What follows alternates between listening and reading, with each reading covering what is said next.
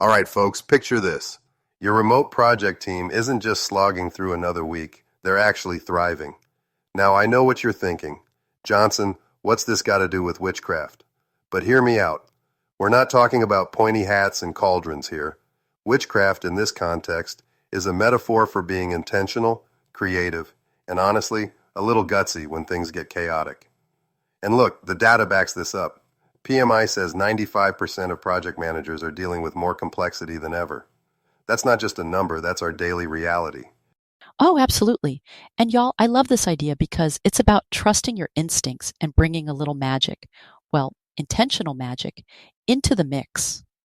McKinsey found companies with strong organizational health, which includes things like ritual and community, had delivered 3 times the return to shareholders.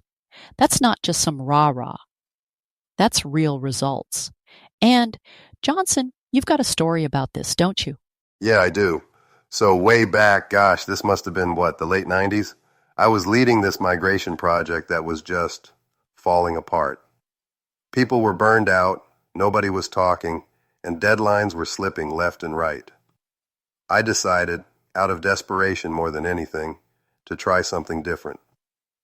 We started every Monday with a quick ritual, just 5 minutes where everyone shared one intention for the week. It felt silly at first, but I kid you not, the team started to gel. We ended up not only saving the project, but we actually won an internal award for teamwork. Sometimes you got to get a little weird to get results. And, you know, it's not just about being different for the sake of it. With 71% of remote teams saying they struggle with alignment and engagement, according to Buffer, we need new ways to connect. Witchcraft, as a metaphor, gives us permission to try things that are creative and human-centered. It's about making space for intention and intuition, not just checklists and Gantt charts. I think they get the point. We're not talking about candles and cauldrons, but intention and empowerment. So let's talk about rituals. I mean, who doesn't love a good ritual, right? In project management, that can be as simple as setting intentions together. You can use Miro to create collaborative SMART goals. It's like a digital vision board, but for your project. And Google's Project Aristotle found that teams with clear goals and shared purpose outperform others by 21%. That's huge. Yeah, and it's not just about the tools, it's about the habit. I've seen teams transform just by making these intention-setting sessions a regular thing. One of my clients, big Fortune 500 shop, upped their sprint completion rates by 34% after they started doing weekly intention rituals. It's wild how something so simple can have that kind of impact. And for remote teams, rituals are even more important.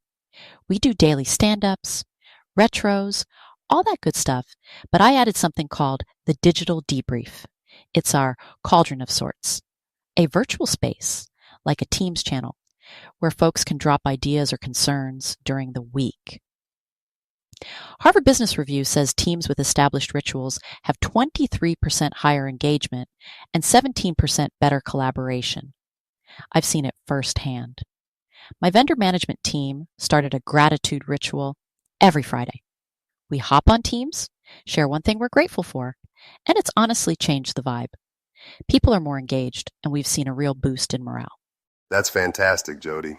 I think sometimes people underestimate how much these little ceremonies matter, especially when you're not all in the same room. I had a tech client who set up a digital cauldron, and within 3 months, their team satisfaction scores jumped by 40%. It's about creating a rhythm, a sense of belonging, even if you're all working in your pajamas. Oh my God, you had me at pajamas. Now let's get into empowerment. Witchcraft, at its core, is about personal power, right?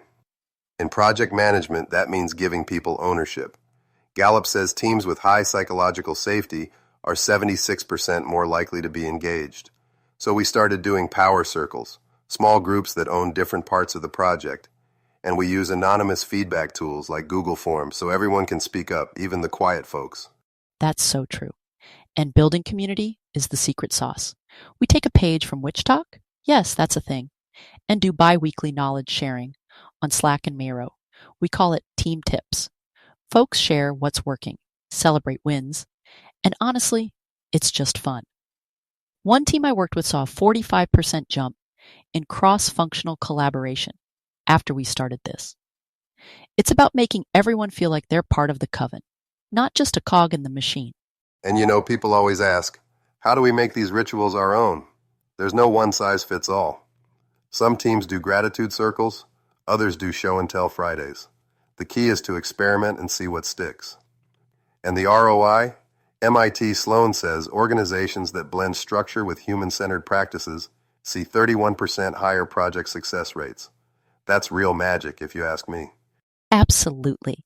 And if you're listening and thinking, well, my team's different, that's the point. Customize these rituals. Try a team tips session or set up a digital cauldron.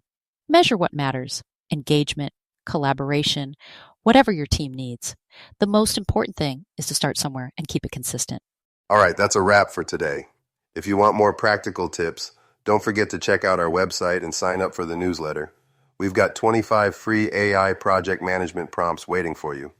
Jody, always a pleasure talking magic and management with you. Same here, Johnson.